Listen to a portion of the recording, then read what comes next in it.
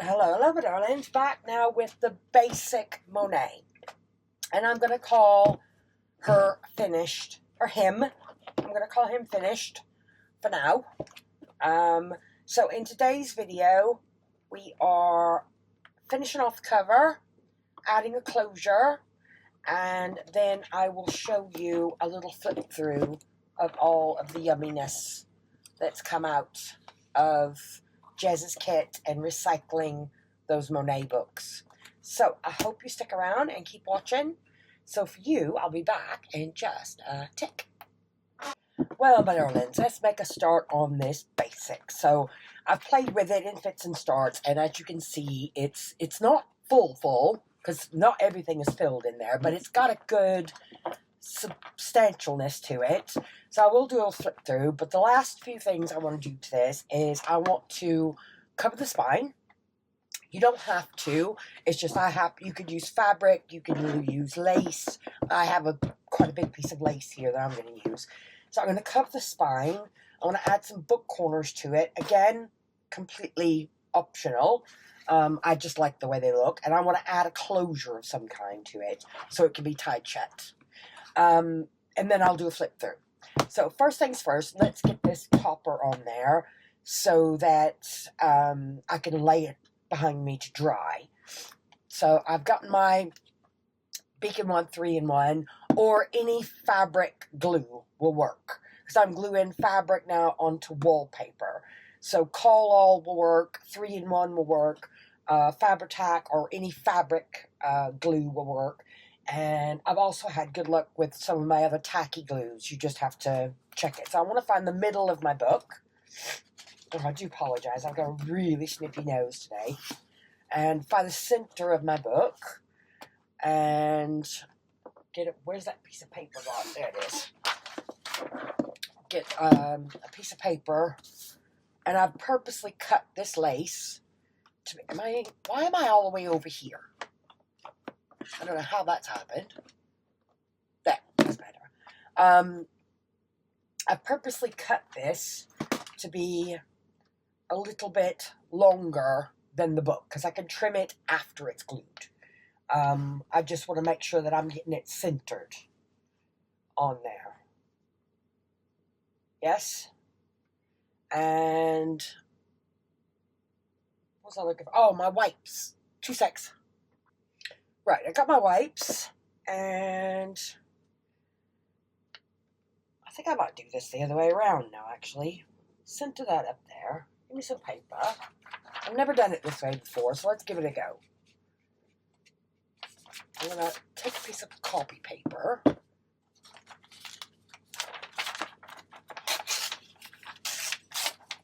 put that there.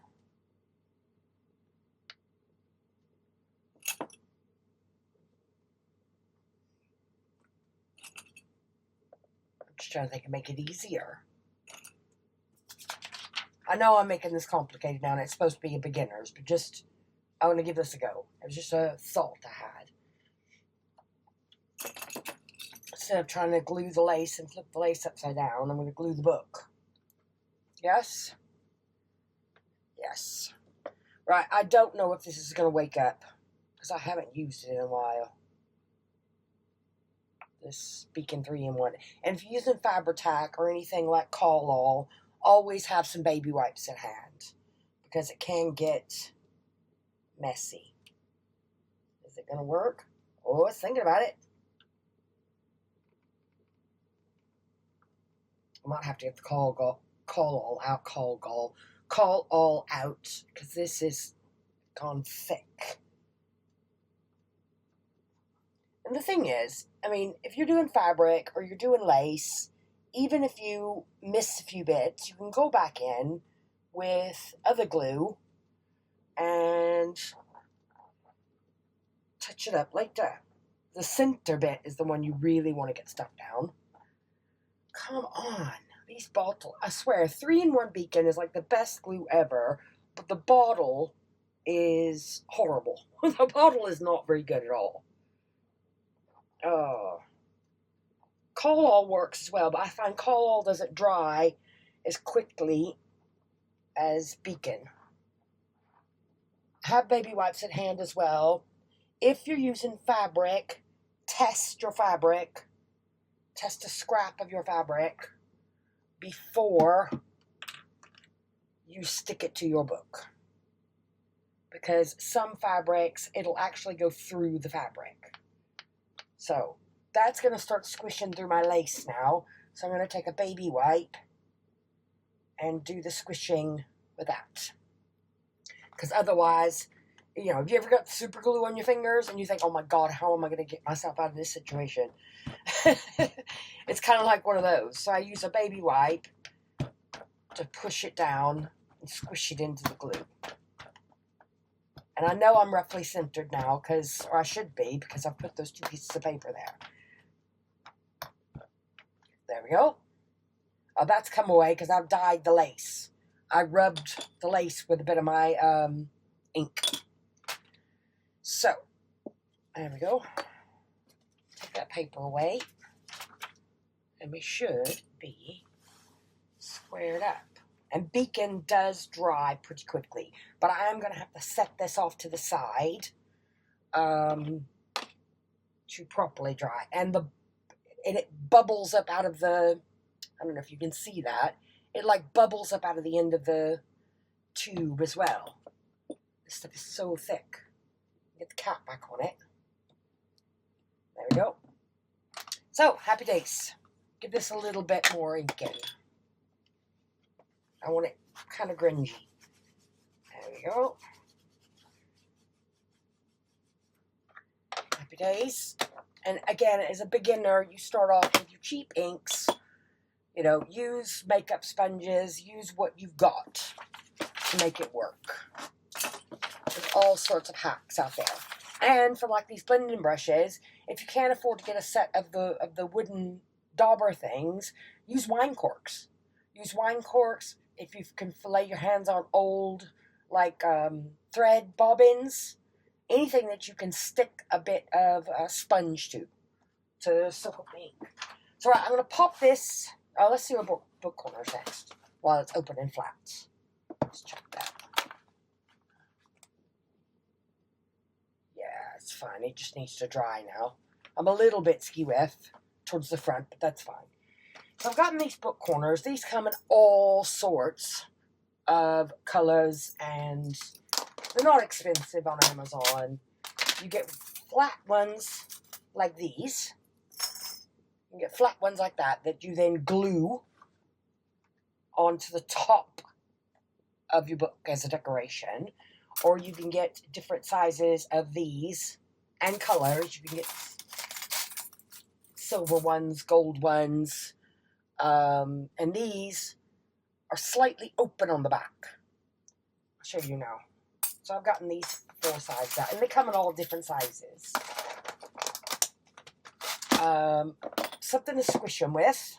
That's my jewelry pliers. Regular pliers work as well. Of which I don't know what mine have gotten pinched again. I don't know where they've gone. They're not up there anymore. No, somebody's pinched them. So get the corner. So that's your back. And that's your front. And slide it on. Some people glue theirs on. I don't. And keeping it flush to the corner. Oops. Give them a squish. Use pliers, anything you want, really. And just flatten them down. I'll show you on the other side now. Put that onto paper.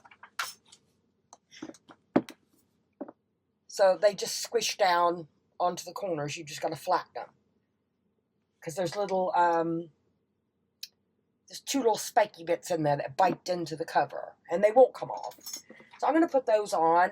Put this to dry. I don't want to move it anymore. Put that to dry.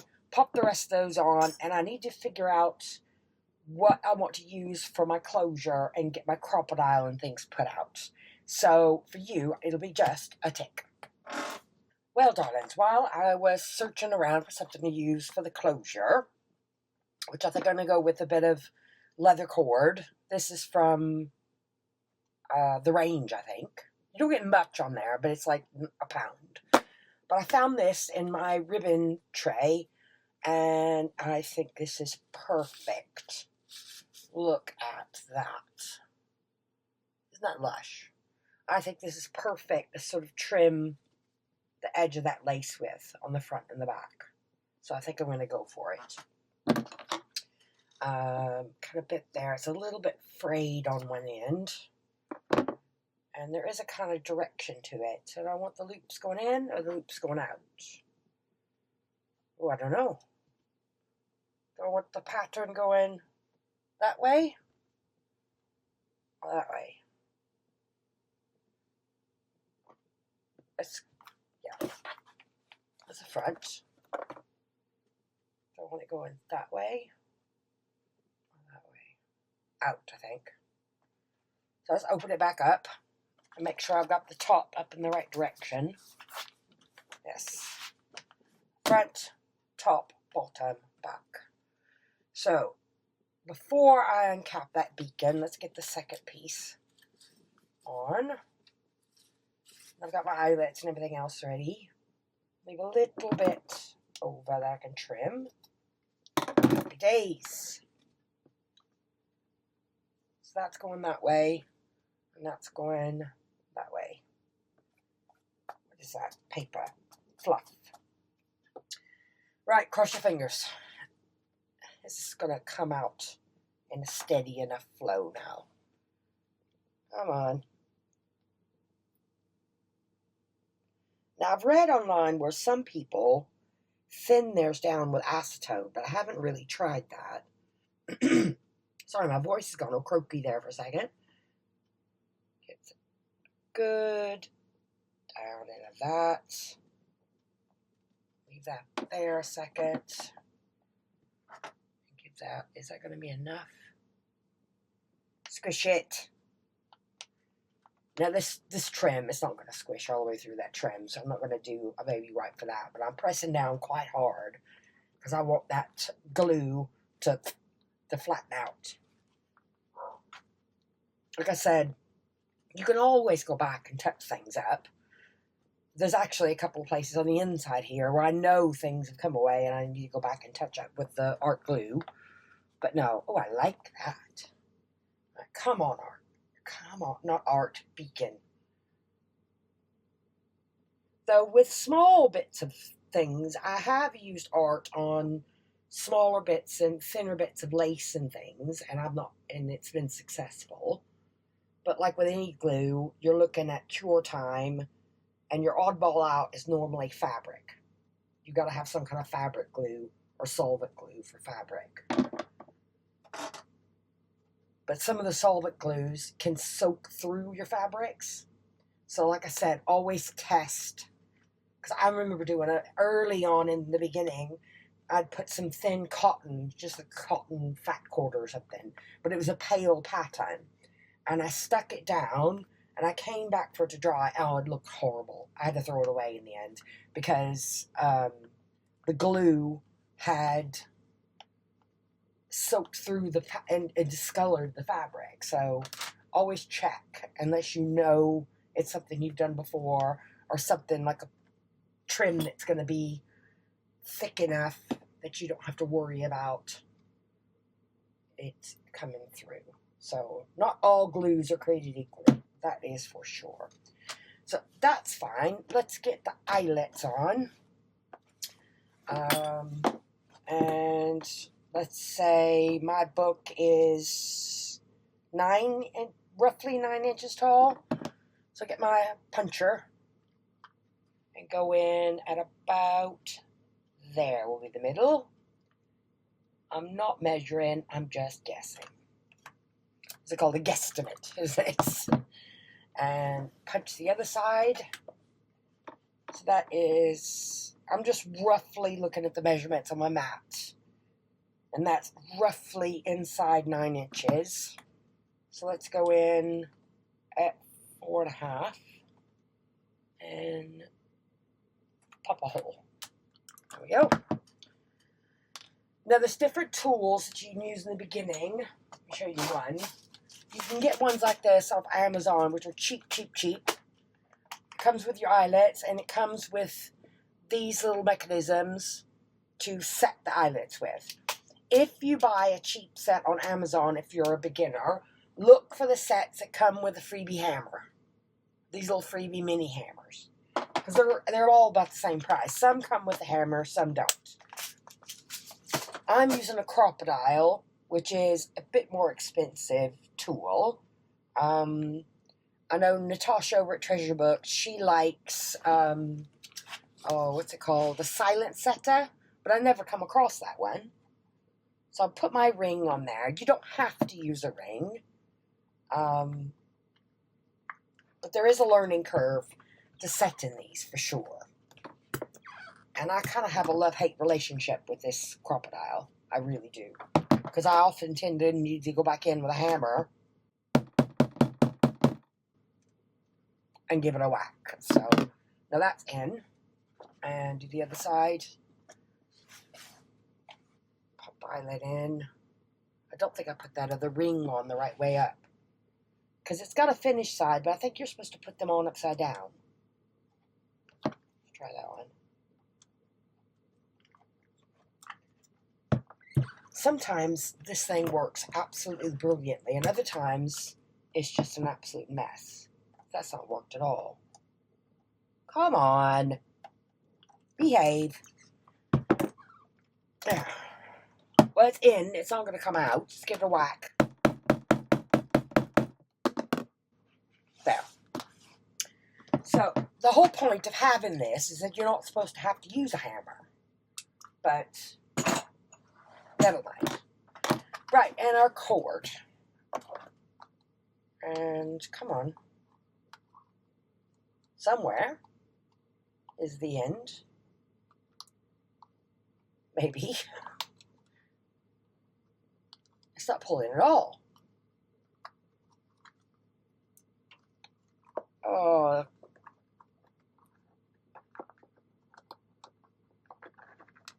Oh, come on. Oh, there we go. I'll just pull it off. It's not that much on. There we go. That's a good job. Right. How much do I want to tie? So say, I don't know, not that much? That'd be enough to tie a bow, won't it? Yeah. I'm going to cut that and take it out and cut another length, the same length, to go on the other end.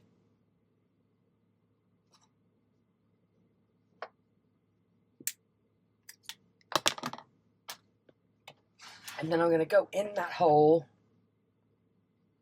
from the inside, fold it in half, make that loop, tuck these two through the loop, give it a pull, happy days. There's your removable closure. Because this isn't actually secured there, so if you want to change it at some point in the future, or take this off and add, if you wanted to add things to the ends, it's only just looped through there. The eyelet is now forever set there, so the closure can be changed. And I like that option, because as a book grows, and as you create in it and work in it, it changes. So, there's my closure done. And I only need to trim off these bits now. So give this a little trim. That's the bits I trimmed off from the lace. There we go. And last one. Lovely. So, give me a tick. I need to move some stuff out of the way behind me, and we'll do a little flip through. Let's try this. Keep it closed.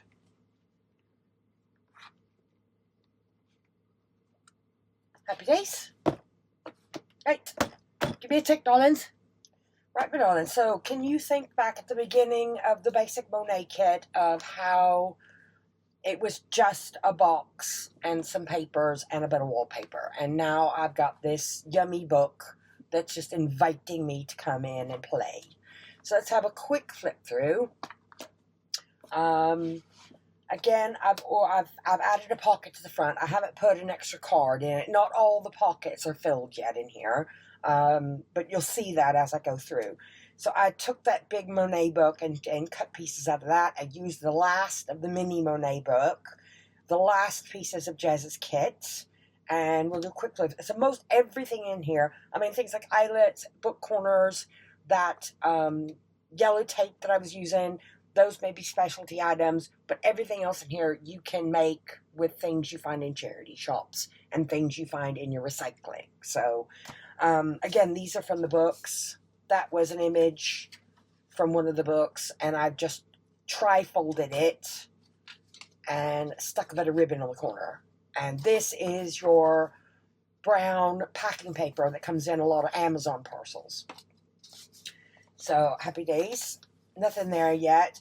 The tags now from Jez's kit, I've gone back on these and used a stapler to attach little tiny scraps of fabric. Some I've put little eyelets in to put string through. That is, I can't remember if that's in Jez's kit. I can't remember where that came from. Sorry, whoever it is. That was one I'd done with wax paper. So you can shred like tea light candles, and between baking paper, you can melt wax into paper, and it makes it slightly translucent. So lots of room here to play. So like these with the fabric bits that you can see, like those fabric bits, I get those. I save what I call my squirrel jars. And they're little yogurt jars that I wash out and keep. And when I'm doing anything with fabric, like I've just done here, so I had those off-cut pieces from just doing that cover, and I got those 4 little pieces where I trim that trim off. Those pieces, if they're not interesting, they go in the bin. If they're interesting, they go in one of my squirrel drawers. And when I come to do little things like this, I empty the scroll drawers out and pick through it. And that's just done with a stapler. I've just stapled little bits onto the ends. And the backs then, of course, are inked and ready for whatever it is that strikes your creative muse. So, there we go.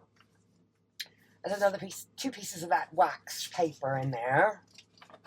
That's a belly band. There's nothing there yet. Again, on all of Jez's tags, I've gone back and added those sort of elements to pull them in and out. The kit is beautiful, Jez.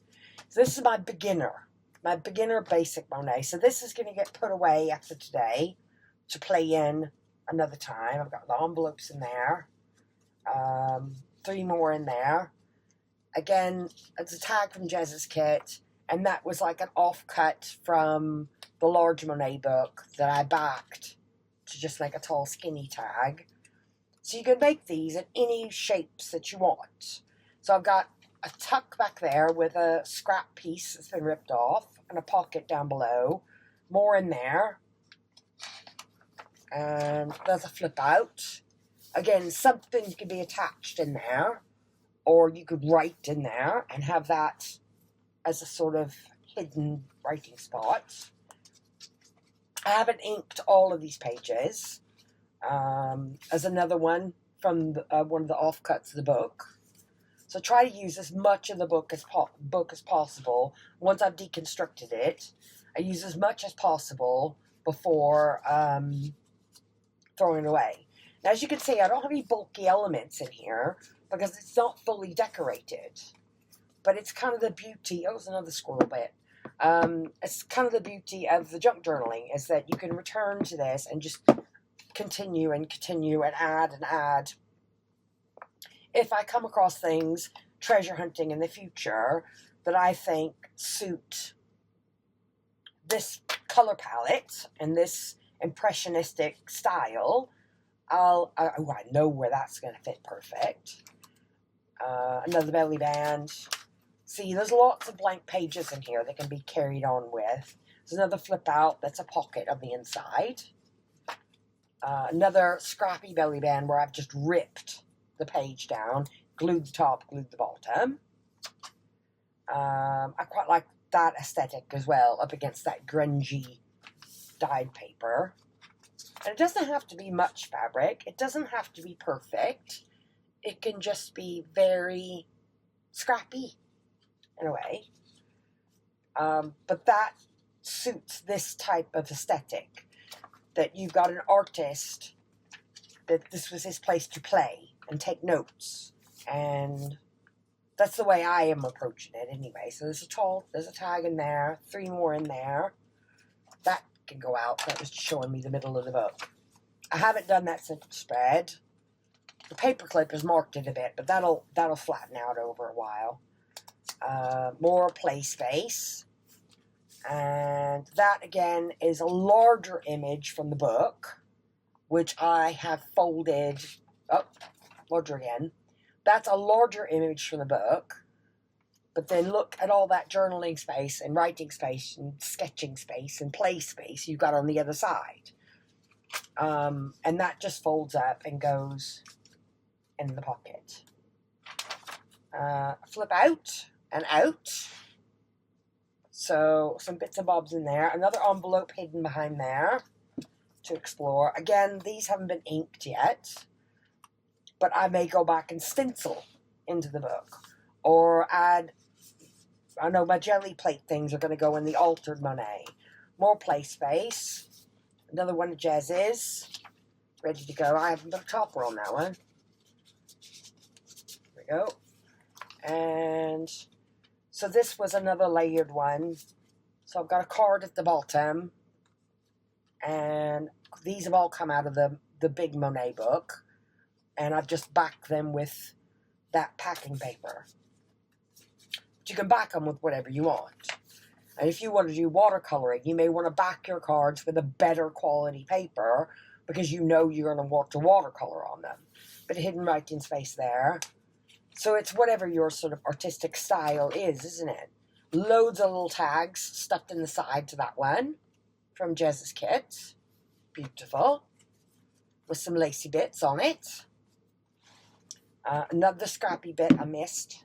And there. See, they just float everywhere when I take them out of the jars. Honestly. And again, I've just attached. Those are all Jez's. That's come from the small Monet book. But yeah, I love the aesthetic of this. Here's another one. That's quite shiny. That was, the reason why that's so shiny is that was from the dust cover of one of the small book. You know, the plastic coated dust covers. That's why it's so shiny. I might try to go back and put Marie from over at Craftyland, and her mom was telling me on the retreat that there is a glue in the range at the moment in the UK called matte tacky glue. I think she said it was. I may experiment on that then when I lay my hands on it, because they've had good success with it knocking the gloss off of things. Sorry, that was a side note. Again, this is one of the larger images from the book. And again, you know, if you're working in an A5 journal, that image is too large to use. But if the image appeals to you, just fold it. Fold it to create a play space in here. And the only thing that really sets that off is the fact that I've rounded the corners, if you could see. So I've sort of rounded the corners when it was folded up. So it looks purposeful, but it's really not. It's just an image that was too large that I folded up. And more tags in there. Another flip up here with that yellow tape. Jez has got this tape linked in her Amazon links, I believe. Yes, I'm sure she's got it linked in her Amazon links. I cannot remember the name of it. It has something to do with like heat-resistant tape, but it looks like antique tape. So the tag there. More there from Jazz. The papers are lush. But this whole color palette appeals to me, and this sort of grunginess. And I can go back and I can add stamping and doodles and writing. And another pocket there. And again, that's from her kit. That was a leftover piece from another piece of the kit. But it's like the same painting, isn't it? So I've just stuck them together. That was the other ripped piece. That's a freebie, I think, for Jazz. Another flip up. And yeah, I want to try to find a way of ripping this tape to make it look a bit more grungy as well. There's a belly band there with another piece of that waxed paper. That would be nice to turn into an envelope, I think, because it's a big piece. Get back in there. And yeah, I come to the end of the book now. More tags in there. This one's quite nice. That was in the book as an image. And you could just about make his signature out on the bottom, Claude Monet. And so I backed that one again and rounded the corners on all four corners when it was folded. Added a bit of purple. Of course, Jazz has got to have a bit of purple in there, doesn't it? So, yeah, happy days. Those, oh, I haven't put anything on those. I'll do it next time. And then I've got more hidden tucks here and tags. And I flip out at the back. So, box, my darlings, my basic Monet to follow. Or at least to inspire. So if you do follow along and you haven't actually made a full journal yet, I hope it inspires you to give it a go, because it is such a cathartic hobby to have, and just looking at the possibilities of whatever you come across. So thank you ever so much for watching, my darlings, and I'll be back then with Altered Monet very soon. So bye for now.